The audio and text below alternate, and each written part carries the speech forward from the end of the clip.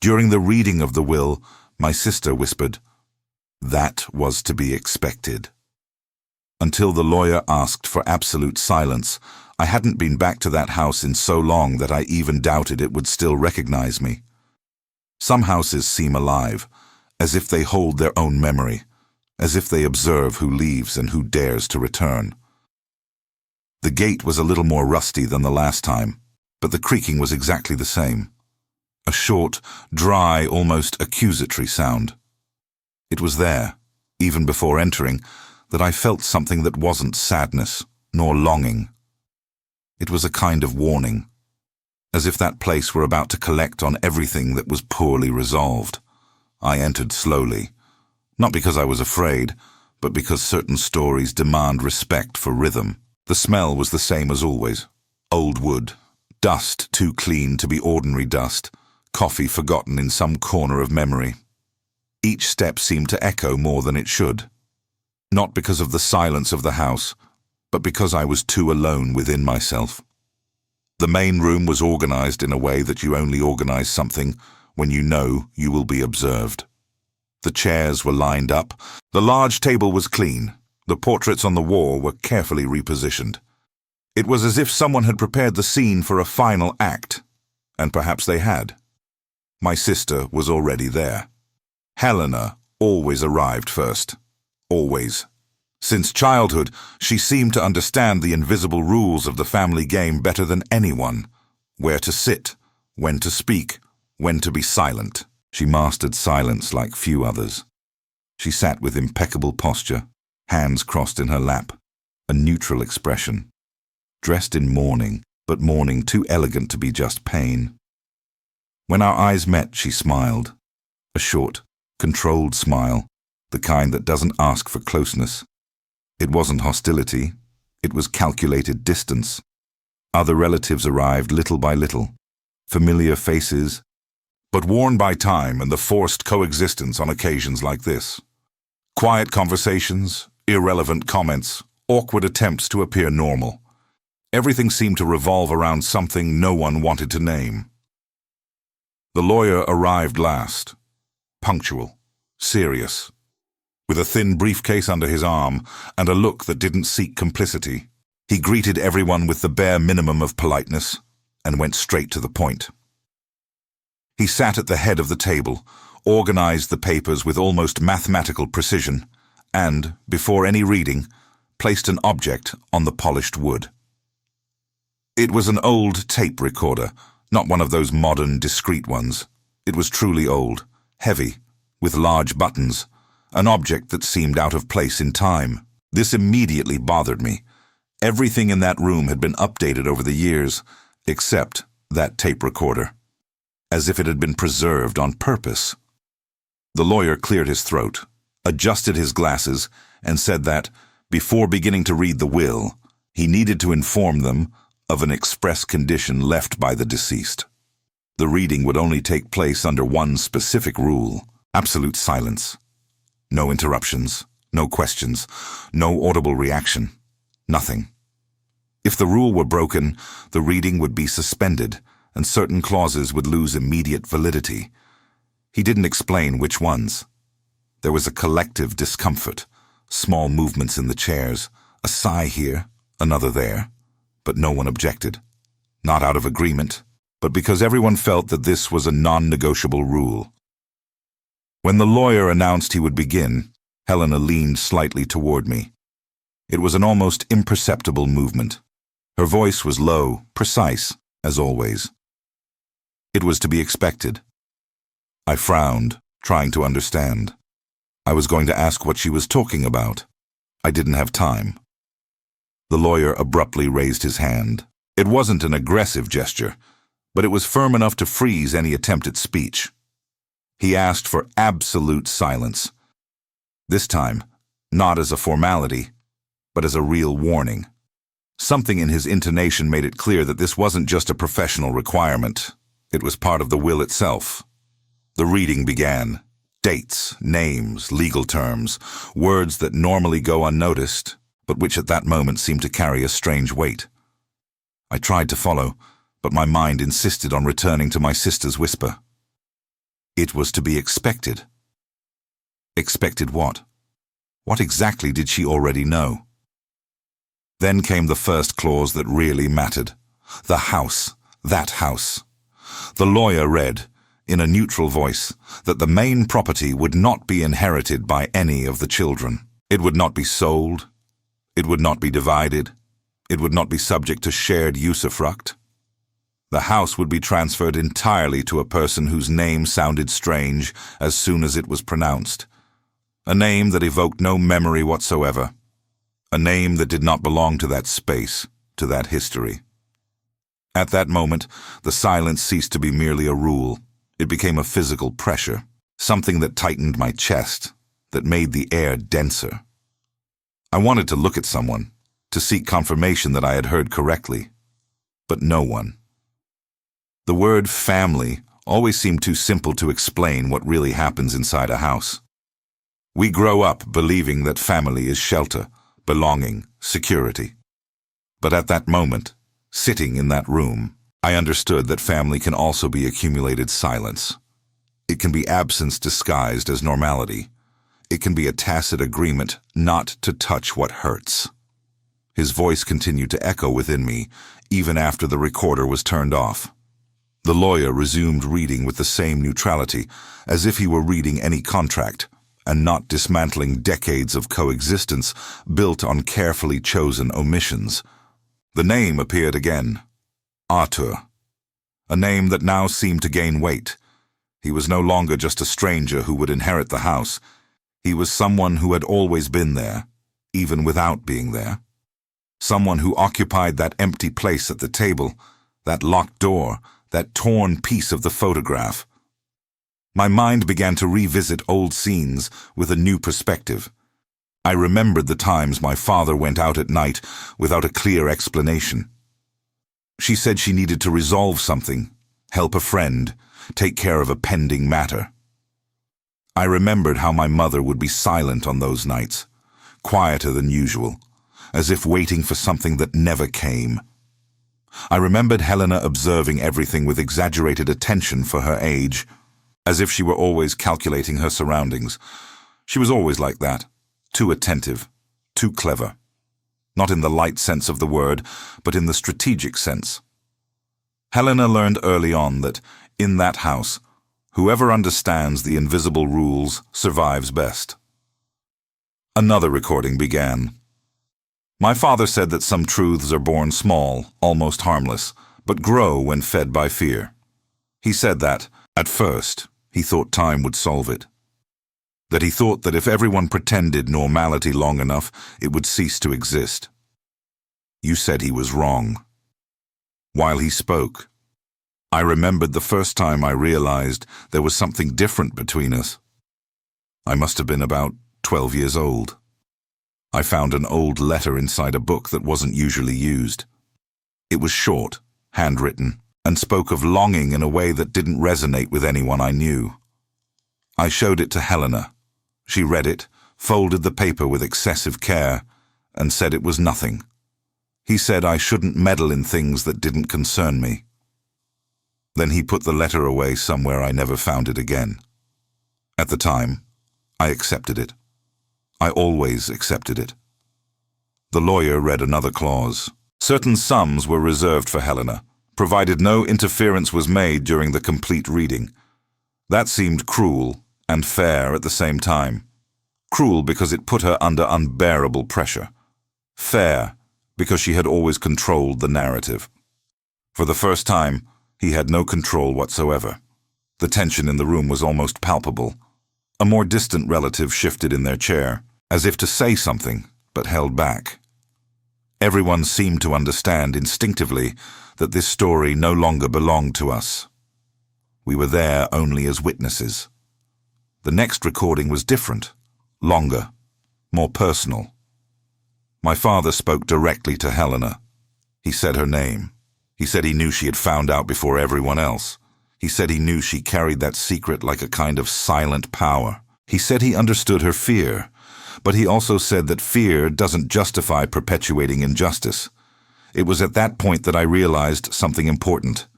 He wasn't trying to destroy her. He was trying to free her, even if she didn't want to be freed. The reading progressed slowly, but each word seemed carefully positioned to provoke reflection, not immediate shock. There were no scandals thrown at you all at once. There was construction, layers, a forced invitation to maturity. At a certain point, the lawyer stopped again and turned on the recorder. My father recounted how he met Arthur. He spoke of a phase in his life when he felt lost, pressured by expectations he hadn't chosen. He spoke of a brief, intense, real relationship. He spoke of a mistake that wasn't the existence of a child, but the cowardice of not fully acknowledging him. He said he tried to compensate from a distance. He said he visited. He said he helped as much as he could. He said he thought that was enough. It wasn't enough. Helena began to breathe irregularly. I understood because I knew that pattern. It was the same one she had as a child, when she was about to cry but refused to. She always thought crying was losing. The voice on the recorder deepened when my father said that Helena discovered the truth at 15, that she found old documents, that she pieced together clues, that she confronted him silently, that she never asked for explanations, but made it clear that she knew. And that, from that day on, something changed between them. He said that, without realizing it, he began to live under a blackmail that wasn't verbal, but emotional. He began acting to keep his daughter close, so as not to disappoint her, so as not to lose her. He said he allowed her to assume a role she shouldn't have assumed, the role of guardian of the lie. That hurt to hear. Not because it turned Helena into a villain, but because it showed how much we have all been shaped by choices we didn't consciously make. The lawyer paused again. He glanced quickly at Helena, then at the others, and continued. Arthur didn't appear as someone resentful in my father's account. He appeared as someone tired. Someone who agreed to be invisible to avoid conflict. Someone who lived on the margins of a story that was also his. The house, then, made sense, not as a prize, not as a provocation, but as symbolic restitution. The house didn't represent money. It represented belonging. It represented the recognition that that story always had more than one point of view. The recording ended with my father saying he didn't expect forgiveness. I expected understanding. I expected that, at least once, the truth would be heard without interruption. The silence that followed was different from the others. It wasn't tense. It was heavy. A weight that settles in when something important is finally named. The lawyer announced that the reading was nearing its end. I felt a mixture of relief and apprehension. Relief because the silence was becoming unbearable. Apprehension because I knew there was still something in store for me, something my father hadn't fully revealed. When my name was read, I felt all eyes turn to me. The lawyer said I wouldn't receive any immediate material goods. He said there was a responsibility, a simple but irrevocable task. I should open the old office safe, remove its contents, and deliver it personally to Arthur. And, above all, you should listen to him, without arguing, without justifying, without defending myself. Listen. That seemed harder than any material inheritance. The reading ended. The lawyer closed the folder. He said that, at that moment, the rule of silence was suspended. But no one spoke immediately. Not because there was nothing to say, but because everyone needed to reorganize their own identity before opening their mouths. Helen was the first to stand up. She walked to the window, turned her back to everyone. I realized she was trying to maintain her composure, but something in her had broken. Not visibly. Structurally. I stood up slowly and went towards the office. The safe was exactly where it always had been. A heavy, old object that I had never seen opened. I carefully turned the mechanism. Inside, there were a few items. A full-length photograph, a letter, and a simple object, too small to seem important, but too heavy to be ignored. When I went out into the garden, Arthur was there. He didn't seem anxious. He seemed prepared, like someone who had already lived that moment many times in his imagination. I handed over the objects without saying anything. He looked at the photo carefully, as if touching something too fragile. He read the letter in silence. He held the object for a few seconds and took a deep breath. Then he spoke. He said he didn't want to take anything from anyone. He said he never wanted to break up a family. He said he just wanted to stop being excluded. He said that house was, for him, the only proof that all of that had been real, that it hadn't been a convenient invention. While he spoke, I understood something I had never understood before. Silence doesn't protect the weak. It protects those who already have power. When I went back inside, Helena finally spoke. He tried to justify the whispering at the beginning. He said it was to be expected because he knew my father would do that. He said she felt betrayed. He said he always believed he was protecting the family.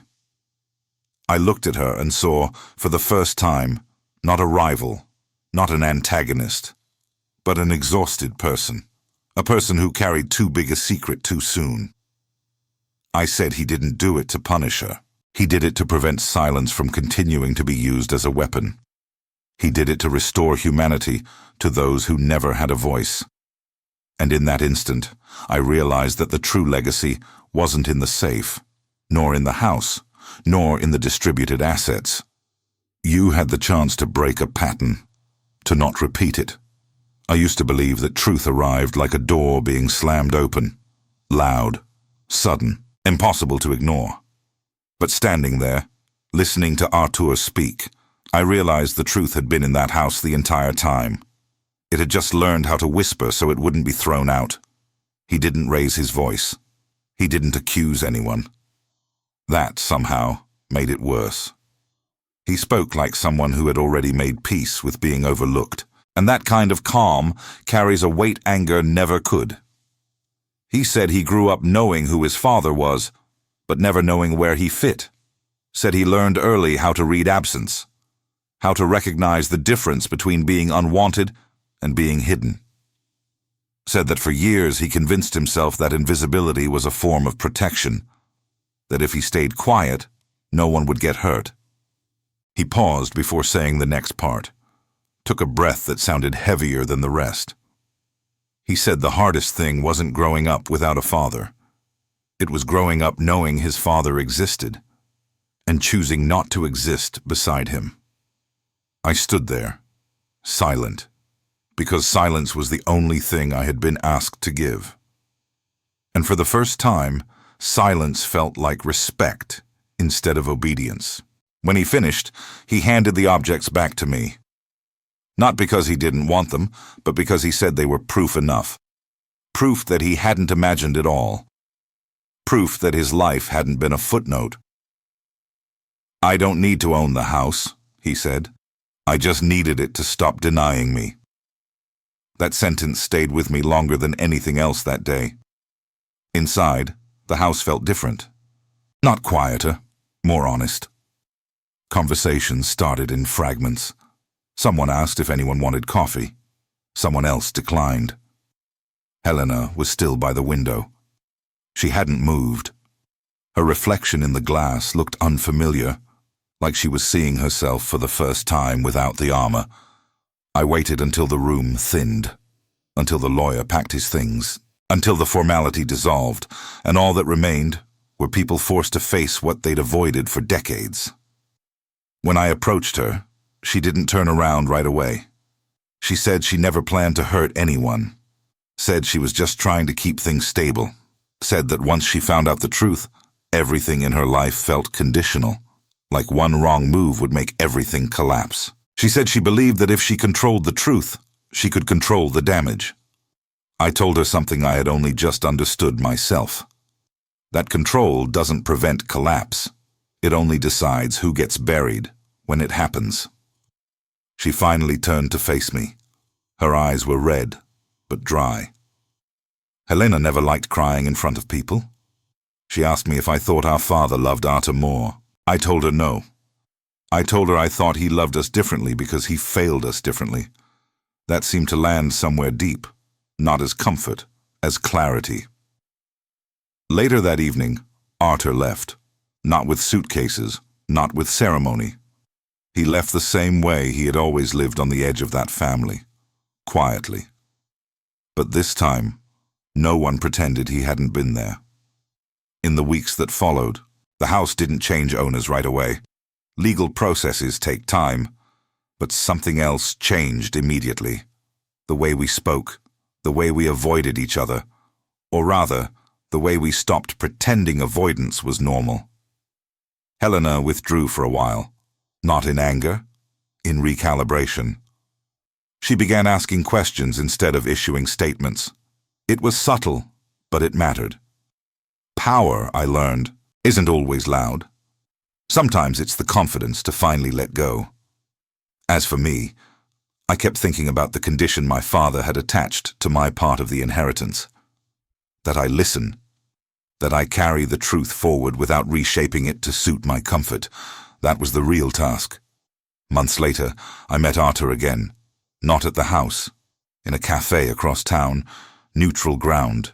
He looked lighter, not happier exactly, lighter, like someone who no longer had to justify their own existence. He told me he had no intention of tearing the family apart, said he understood that some people needed time to grieve not a death, but a version of reality they'd invested in. He said something then that fully sealed the moral turn of everything we had lived through. He said, "I don't want what was taken from me. I want what was denied to me, acknowledged." That was it. The will was never about redistribution. It was about interruption, interrupting a legacy of silence, interrupting the idea that harmony is more important than truth, interrupting the lie that protecting appearances is the same as protecting people. My father didn't design the will to reward virtue or punish wrongdoing. He designed it to force honesty where comfort had ruled for too long. And the silence he demanded wasn't to suppress voices. It was to make sure the truth finally got to finish speaking. The last time I visited the house, it felt smaller, not diminished, human, like a place that had finally stopped pretending to be something else. I stood in the doorway for a long time before leaving, not out of nostalgia, but out of recognition.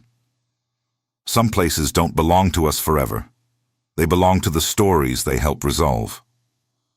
I understood then what inheritance truly is, not what you receive, but what you are trusted not to distort. I thought the story would end there, with understanding, with acceptance, with that quiet sense of closure people talk about as if it's something you arrive at and unpack. But closure, I learned, is rarely a destination. It's a discipline, something you practice, sometimes daily, sometimes painfully, often without witnesses.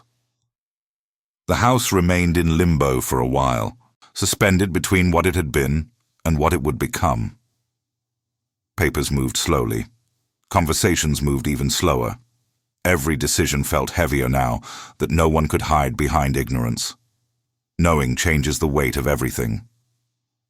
Helena and I spoke more during that time than we had in years. Not about logistics at first, about childhood, about the strange rules we grew up with, about how love, in our family, was often expressed through expectations rather than presence. She admitted that once she discovered the truth, she never felt like a child again. Said that knowing made her feel responsible for holding the family together, even if that meant holding someone else out. She said she didn't realize when protection turned into possession. I didn't tell her she was wrong. I didn't tell her she was right either. Some realizations don't need agreement. They need room. One afternoon, weeks later, she asked me something unexpected. She asked if I thought Arthur would ever forgive her. I told her forgiveness wasn't the right question. That forgiveness implies a debt. What Arthur wanted wasn't repayment. It was recognition. That distinction mattered more than anything else. Eventually, the house did change hands, quietly, without celebration, without protest. No one staged a farewell. No one staged a return. It was simply acknowledged. And in that acknowledgement, something unspoken finally rested. Arthur invited me once, months later, not to claim anything, just to see the place again. I walked through the rooms differently that time, not as an heir, not as a witness, as someone who finally understood that belonging isn't about ownership. It's about being allowed to exist fully, without edits. The house didn't feel like mine anymore, and that was okay. It felt complete in a way it never had before. Before I left, Arthur showed me something I hadn't seen. A small shelf in the study where he'd placed the photograph. Framed simply. No names, no explanations. Just presence. He said he didn't want the story to be loud. He wanted it to be true. On the drive home, I thought about the whisper that had started everything. That was to be expected. At the time, it sounded dismissive. Knowing what I knew now, I understood it differently. It wasn't arrogance. It was fear, disguised as certainty. Fear that truth, once spoken, would rearrange everything. And it did. But not in the way we were taught to fear. It didn't destroy the family. It revealed it, in all its fractures, in all its uneven loyalties, in all its humanity. The lawyer sent one final item weeks later, a short recording I hadn't heard before. My father's voice again, tired but calm. He said he didn't expect harmony. He expected honesty. Said that families don't break because of truth. They break because truth is postponed until it becomes unbearable. He said silence can be a gift, or it can be a weapon. The difference is intention. I turned off the recording and sat there for a long time, not thinking, just letting it settle. If someone had asked me then what I inherited, I wouldn't have mentioned money, or property, or objects passed down. I would have said I inherited responsibility. The responsibility to tell the story without rewriting it, to resist the urge to simplify people into villains or saints, to remember that doing the right thing late is still doing the right thing. But it doesn't erase the cost of waiting. The whisper at the will reading no longer echoed as a warning. It echoed as a lesson. Some things are indeed to be expected, but only when we've spent years teaching them to be. And that, finally, was the inheritance my father left behind.